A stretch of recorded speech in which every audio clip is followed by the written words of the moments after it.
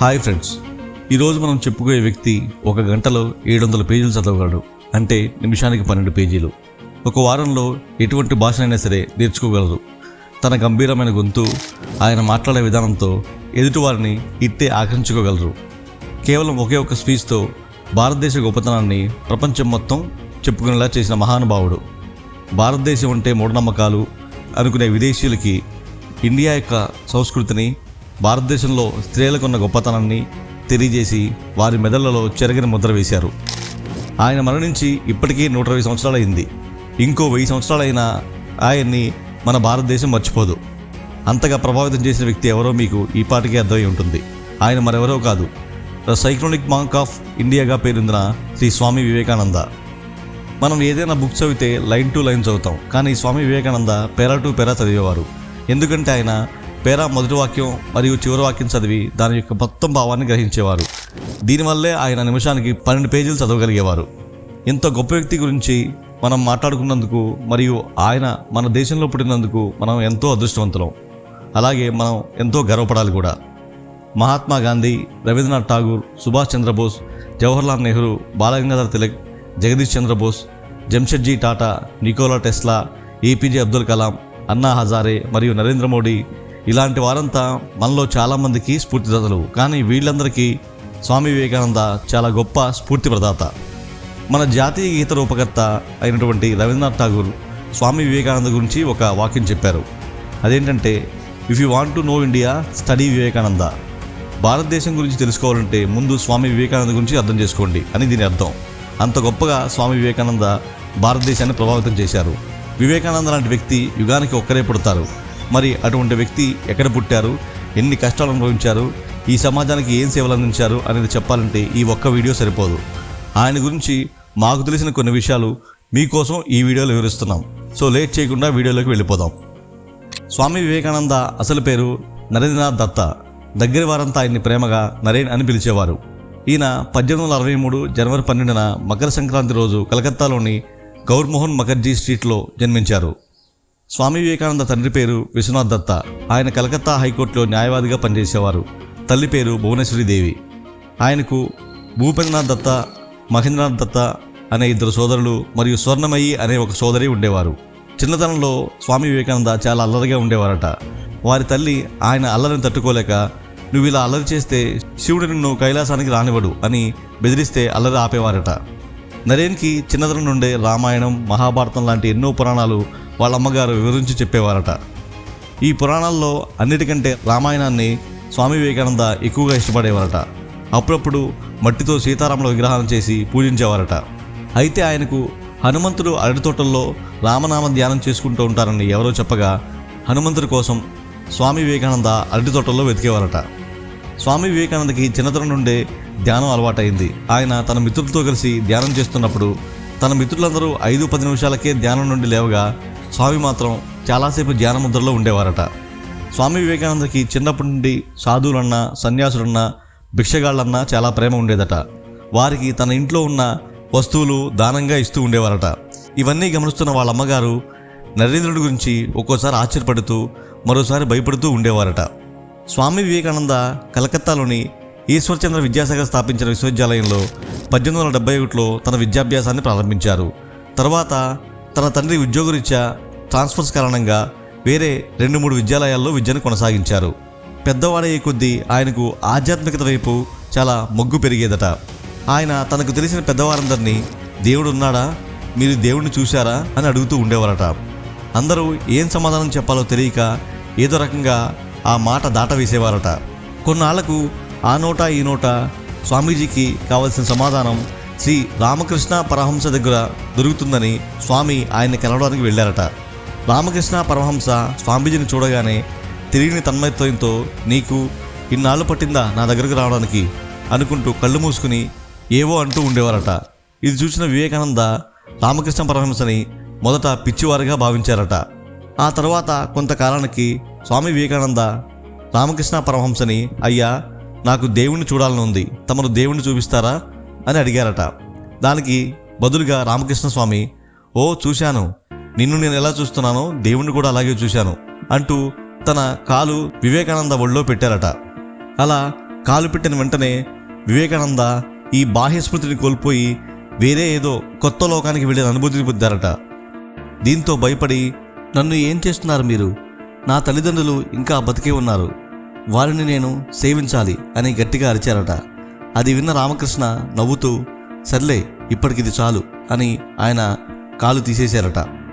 ఇలా కొన్నాళ్ళు నరేన్ తన సందేహం నిమిత్తం రోజు రామకృష్ణ స్వామి దగ్గరికి వెళ్తూ ఉండేవారట. రోజులు గడవడంతో ఒకరి మీద ఒకరికి ప్రేమ ఆప్యాయతలు పెరిగాయి. రామకృష్ణ పరమహంస స్వామికి మాత్రం నరేన్ మీద అపారమైన నమ్మకం, ప్రేమ ఉండేవట. ఇలా మెల్లమెల్లగా నరేన్ తన సందేహం నివృత్తి చేసుకోవడం కోసం రామకృష్ణ స్వామి దగ్గర ఆధ్యాత్మికతలో శిక్షణ తీసుకున్నారట. ఒక పక్క ఆధ్యాత్మికత వైపు మొగ్గు చూపుతూనే మరో పక్క తన చదువుని కొనసాగించారు స్వామి వివేకానంద.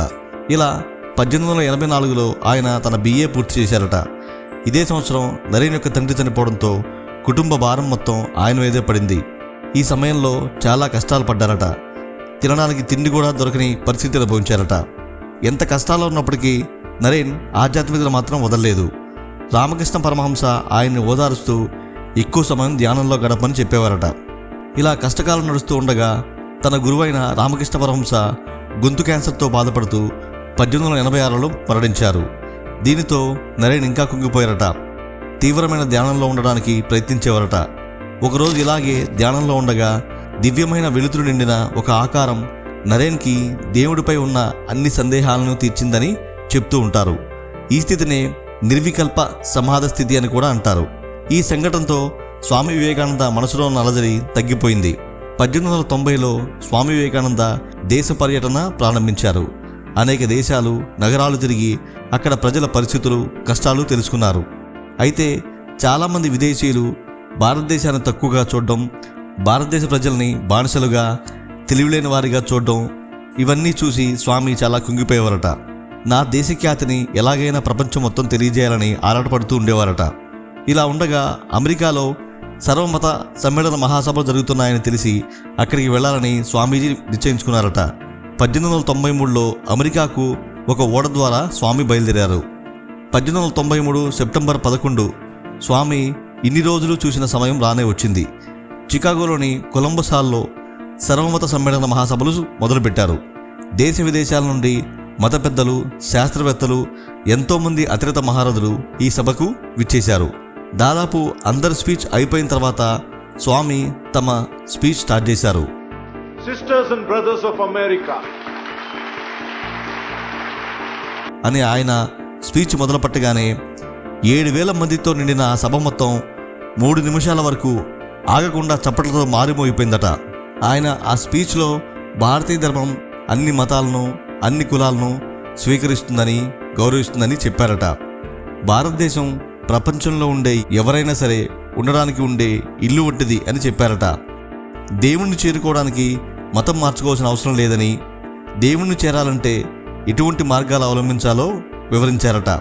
ఆ రోజు ఆ స్పీచ్లో మిగిలిన మత పెద్దలంతా తమ మతం గొప్పతనం గురించి, అలాగే తమ మత ప్రాముఖ్యతను మాత్రమే వివరించారట. కానీ ఒక స్వామి వివేకానంద మాత్రమే అన్ని మతాల గురించి, అన్ని ధర్మాల గురించి మాట్లాడి నిజమైన మత సామరస్యం అంటే ఏంటో చూపించారట. అంతేకాకుండా భారతదేశ విశిష్టతను, సంస్కృతి, సాంప్రదాయాలను చాలా గొప్పగా వివరించారట. దీనితో చాలామంది విదేశీయులకి భారతదేశం పైన ఉన్న అభిప్రాయం మారిపోయిందట. ఈ ఒక్క స్పీచ్తో స్వామి వివేకానంద కీర్తి ప్రపంచం నలుమూలలా వ్యాపించింది. సర్వమత సమ్మేళన మహాసభలు 1893 సెప్టెంబర్ 11 నుండి 16 వరకు 5 రోజులు జరిగాయి. ప్రతిరోజు వేల కొద్దీ జనాభా వివేకానంద స్వామి స్పీచ్ కోసం వెయిట్ చేసేవారట. దీంతో స్వామి వివేకానంద స్పీచ్ని సభ చివరలో పెట్టేవారట. ఈ సభ తర్వాత వివేకానంద స్వామిని ఆయన స్పీచ్ కోసం చాలా దేశాలు ఆహ్వానించాయి. ఇలా 1894 వరకు ప్రపంచ నలుమూలల చర్చిల్లో, దేవాలయాల్లో అనేక చోట్ల ఆయన తన స్పీచ్లు ఇచ్చేవారట. ఎప్పుడు ప్రయాణాలతో ఉండడం వల్ల ఆయన ఆరోగ్యం కూడా మెల్లగా క్షీణించిందట. దీనితో ఇక ఆయన ప్రయాణాలు ఆపేసి ఒకే చోట కొంతమంది శిష్యులను ఏర్పాటు చేసుకుని తాను లేని సమయంలో ఈ శిష్య బృందంతో భారతదేశ గొప్పతనాన్ని, ధర్మాన్ని ఇతర దేశాలకు తెలియజేయాలని నిశ్చయించుకున్నారట. ఇలా 1897 వరకు ఆయన విదేశాల్లో గడిపారు. స్వామి వివేకానంద భారతదేశానికి ఆ తర్వాత తిరిగి బయలుదేరారు. ఇలా 1897 వరకు స్వామి వివేకానంద విదేశాల్లో గడిపి ఆ తర్వాత భారతదేశానికి తిరిగి వచ్చారు. ప్రపంచం మొత్తం భారత ఖ్యాతిని మారుమోగించిన శ్రీ స్వామి వివేకానంద కోసం దేశం మొత్తం ఏకమై ఎంతో గొప్పగా గర్వంగా ఎదురుచూసిందట.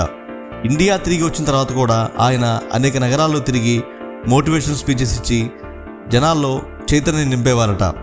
1897 మే 1న స్వామి వివేకానంద శ్రీ రామకృష్ణ మిషన్ని స్థాపించి దేశానికి ఎన్నో సేవలు అందించారు. 1902 జూలై 4న స్వామి వివేకానంద ఈ లోకాన్ని వదిలేశారు. ఆయన చనిపోయే రోజు తన గురువుగారైన శ్రీ రామకృష్ణ పరమహంస మందిరంలోకి వెళ్ళి కొన్ని గంటల పాటు సుదీర్ఘ ధ్యానం చేశారట. అదే రోజు సాయంత్రం ఆయన నిద్రలోనే తన ప్రాణాలు వదిలేశారు. ఇంతటి మహానుభావుడు మన దేశానికి చెందినవాడవడం మన దేశానికి ఎంతో గర్వకారణం. ఆయన ఈ దేశానికి చేసిన కృషికి గాను ఆయన జన్మదినం అయిన జనవరి 12ను జాతీయ యువ దినోత్సవంగా జరుపుకోవాలని భారతీయ ప్రభుత్వం 1984లో ప్రకటించింది. సో శ్రీ స్వామి వివేకానంద గురించి మేము చెప్పిన ఈ విషయాలు మీకు నచ్చినట్లయితే మా వీడియోను లైక్ చేయండి, షేర్ చేయండి మరియు మా ఛానల్ను సబ్స్క్రైబ్ చేయండి. Thank you.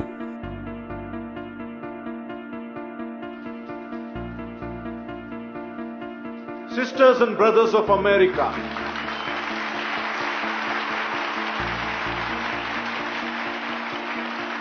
A deafening applause of 2 minutes followed.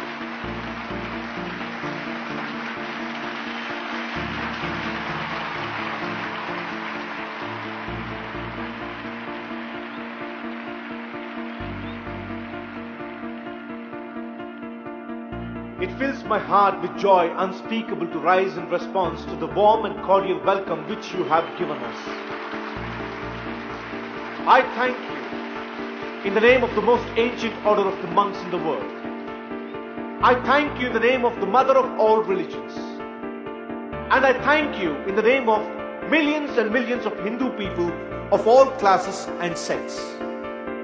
My thanks also to some of the speakers on this platform, who, referring to the delegates from the Orient, have told you that these men from far-off nations may well claim the honor of bearing to different lands the idea of toleration.